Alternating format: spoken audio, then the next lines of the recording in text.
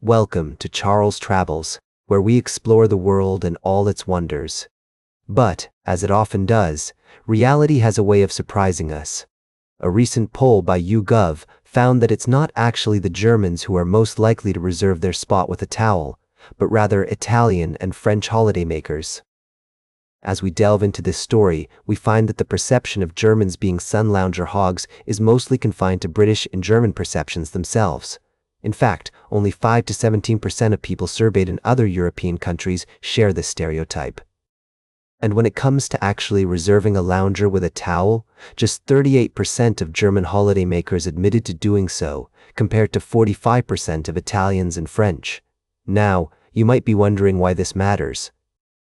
Well, it turns out that Sunlounger hogging is quite rampant, with 51 to 63% of people saying they found themselves deprived of a lounger because they were all taken. And, in some cases, people have even resorted to removing someone else's towel to get their spot. But what's even more interesting is the phenomenon of furbetti dell'ombrellone, or umbrella cheats, in Italy. These are people who leave their umbrellas pitched overnight on free-access beaches to reserve coveted spots by the sea.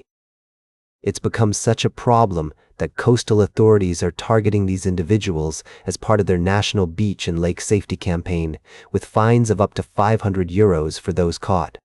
As we travel through Europe, we often encounter unexpected stories like this one. And it just goes to show that there's always more to the story than meets the eye. So, whether you're a fan of sunloungers or not, this tale is sure to make you smile and think twice about your own beach-going habits. We'll be right back with more fascinating travel adventures on Charles Travels. Welcome back to Charles Travels. As we continue our journey through the stories that shape our world, I'd like to take you to the Emerald Isle, where a tale of derelict properties and vacant site levies has caught my attention. In Limerick City, a landowner's appeal against these levies has taken an unexpected turn, resulting in a doubled tariff of €140,000. Let's delve into the details of this story, which not only highlights the complexities of property ownership, but also the efforts of local authorities to address the issue of vacant sites. The site in question, 34 to 41 Catherine Street, has a rich history, having once been home to a pub, nightclub, and newspaper facility. However, its current state of vacancy has raised concerns and led to its inclusion on the local authority's vacant sites register back in 2018. The landowner, Thanos Securities Limited, appealed against the levies imposed by Limerick City and County Council, arguing that the temporary use of the site for nearby construction changed its vacant status. However, the Onboard Plianala, ACP, rejected this argument, finding that the temporary use did not alter the site's fundamental vacant state. As we explore this story, I'm reminded of the importance of responsible property ownership and the role that local authorities play in maintaining the vitality of our communities. The decision to double the levies serves as a reminder of the consequences of leaving properties vacant for extended periods. This tale also prompts us to consider the broader implications of urban development and the challenges faced by cities like Limerick as they strive to balance growth with preservation. As we navigate the complexities of property ownership and urban planning, it's essential to prioritize the needs of local communities and ensure that our actions contribute to the creation of thriving, sustainable environments.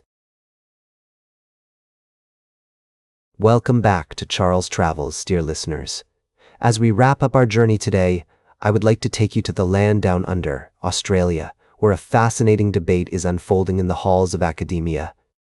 The University of Melbourne has found itself at the center of a controversy surrounding a scholarship program funded by the Ramsay Center for Western Civilization.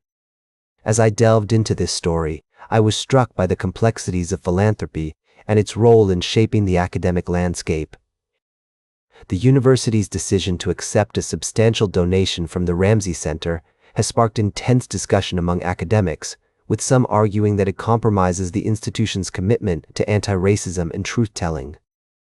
I spoke to several experts, including David Gonzalez, the National Tertiary Education Union branch president, who emphasized the need for transparent consultation when it comes to gifts that may influence academic programs.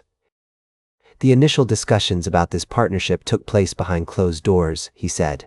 Programs that give external organizations privileged influence or access to our students deserve transparent consultation with the people who will ultimately be responsible for delivering them.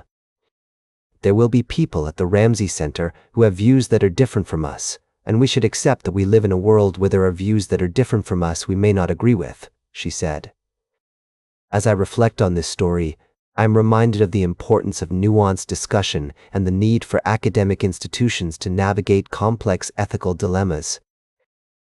The University of Melbourne's experience serves as a microcosm for the broader challenges facing academia today, where the pursuit of knowledge must be balanced with the influence of external factors.